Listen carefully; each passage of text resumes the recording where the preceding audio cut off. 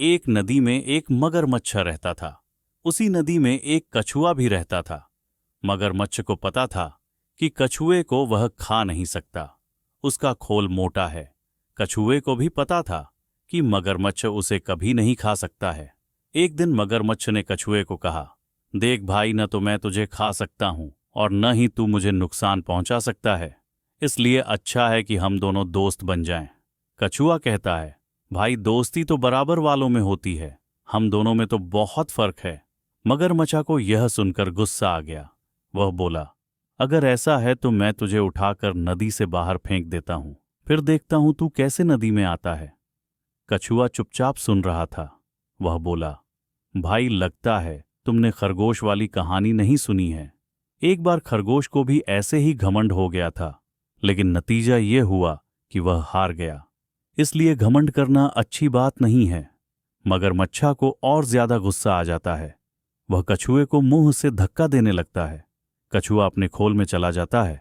मगरमच्छ उसे नदी के बाहर फेंक देता है। वह उसे नदी से बहुत दूर ले जाता है। कछुआ जब बाहर निकलता है तो वह अपने आप को एक मैदान में पाता है। मगरमच्छ उससे कहता है, आज के बाद अगर तू कभी नदी में आया तो मैं तुझे फिर से बाहर फेंक दूंगा। कछुआ बोला, कोई बात नहीं, मैं नहीं आऊंगा, मैं किसी और नदी में चला जाऊंगा।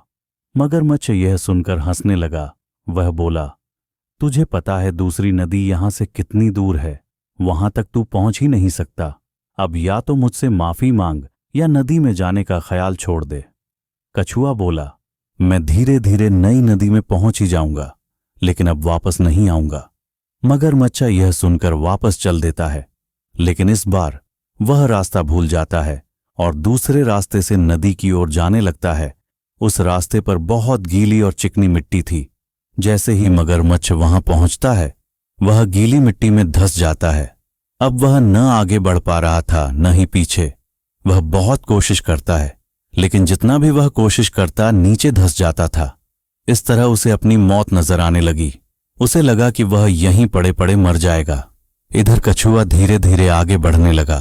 तभी मगरमच्छ ने अपनी पूंछ गीली जमीन पर मारनी शुरू कर दी, जिसकी आवाज सुनकर कछुआ पलटा। वह मगरमच्छ के पास पहुंचा। मगरमच्छ उसके सामने विनती करने लगा, भाई मुझे यहां से किसी तरह निकालो, नहीं तो मैं मर जाऊंगा। कछुआ बोला, क्यों, तुम्हें तो बहुत घमंड था, मैं तुम्हारी मदद क्यों करूं। मगरमच्छ उससे माफी मांगता है। तब कछुआ अपने दोनों हाथों से मिट्टी हटाने लगता है। बहुत देर तक मेहनत करते करते वह मिट्टी नदी में बहने लगती है। धीरे धीरे मिट्टी कम हो जाती है। मगरमच्छ पानी में पहुंच जाता है। मगरमच्छ कहता है, भाई मुझे माफ कर दो, आज से हम दोनों दोस्त बनकर रहेंगे। कछुआ उसकी दोस्ती स्वीकार कर लेता है। अब मगरमच्छ कछुए को अपनी पीठ पर बैठाकर नदी में घूमता रहता था।